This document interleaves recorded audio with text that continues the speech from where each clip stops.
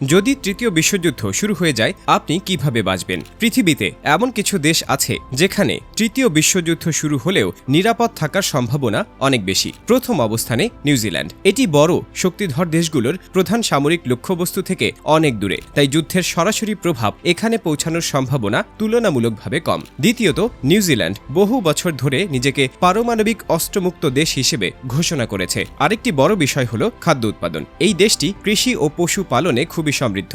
অনেক গবেষণায় বলা হয়েছে, যদি বিশ্বব্যাপী বড় ধরনের খাদ্য সংকট তৈরি হয় তবুও নিউজিল্যান্ড নিজেদের জনগণের জন্য পর্যাপ্ত খাবার উৎপাদন করতে পারবে। এই কারণেই অনেক বিশ্লেষক মনে করেন তৃতীয় বিশ্বযুদ্ধের সময় এটি তুলনামূলকভাবে নিরাপদ জায়গাগুলোর একটি হতে পারে। তৃতীয় বিশ্বযুদ্ধের সময় তুলনামূলকভাবে নিরাপদ থাকতে পারে অস্ট্রেলিয়া। পৃথিবীর মানচিত্র দেখলে বোঝা যায় এটি একটি বিশাল দ্বীপ মহাদেশ যার চারদিকে শুধু সমুদ্র।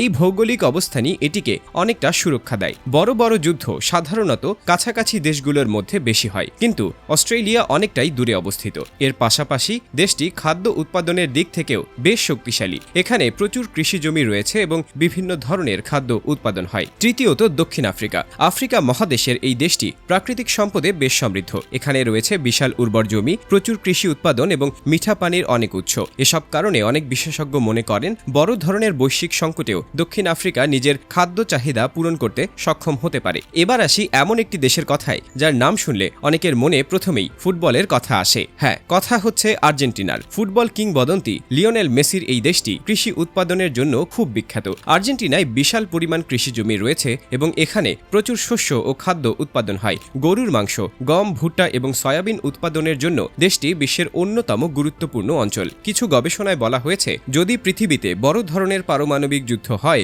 এবং সূর্যের আলো কমে গিয়ে খাদ্য উৎপাদন কমে যায়, তবুও আর্জেন্টিনার মতো কৃষি সমৃদ্ধ দেশগুলো নিজেদের জনগণের জন্য দীর্ঘ সময় খাদ্য সরবরাহ বজায় রাখতে পারবে। এ কারণেই অনেক বিশেষজ্ঞ মনে করেন তৃতীয় বিশ্বযুদ্ধের সময় আর্জেন্টিনা তুলনামূলকভাবে নিরাপদ থাকতে পারে। আরও কিছু দেশ আছে যেগুলোর নাম মাঝে মাঝে সম্ভাব্য নিরাপদ দেশের তালিকায় উঠে আসে, যেমন ইন্দোনেশিয়া, ফিলিপাইন এবং মরিশাস। এসব দেশের অনেক জায়গায় কৃষি উৎপাদন ভালো এবং সমুদ্র পথে বাণিজ্যের সুযোগও রয়েছে।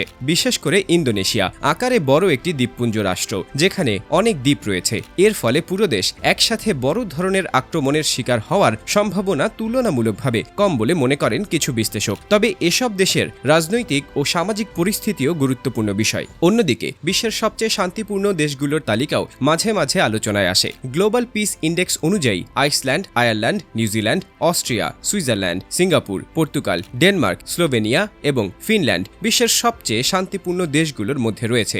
এসব দেশের রাজনৈতিক স্থিতিশীলতা বেশি, অপরাধ কম এবং মানুষের জীবনযাত্রার মান তুলনামূলক ভালো। বিশেষ করে সুইজারল্যান্ড বহু বছর ধরে নিরপেক্ষ পররাষ্ট্র নীতির জন্য পরিচিত, যার কারণে এটি প্রায়ই নিরাপদ দেশের আলোচনায় উঠে আসে। তবে সবশেষে একটি গুরুত্বপূর্ণ বিষয় মনে রাখা দরকার। তৃতীয় বিশ্বযুদ্ধ যদি সত্যি শুরু হয় তাহলে পৃথিবীর কোনো দেশই পুরোপুরি নিরাপদ থাকবে এমন নিশ্চয়তা কেউ দিতে পারে না। কারণ আধুনিক যুদ্ধ শুধু অস্ত্র দিয়ে নয়, অর্থনীতি, প্রযুক্তি এবং পরিবেশের মাধ্যমেও পুরো পৃথিবীকে প্রভাবিত করতে পারে। তবুও ভৌগোলিক অবস্থান, খাদ্য উৎপাদন এবং শান্তিপূর্ণ নীতির কারণে কিছু দেশ অন্যদের তুলনায় হয়তো একটু বেশি সুবিধাজনক অবস্থানে থাকতে পারে। আর তাই আজকের প্রশ্নটা আপনাদের জন্য, যদি কখনো এমন পরিস্থিতি তৈরি হয় তাহলে আপনি কোন দেশে যেতে চাইবেন? মন্তব্যে আপনার মতামত জানাতে ভুলবেন না।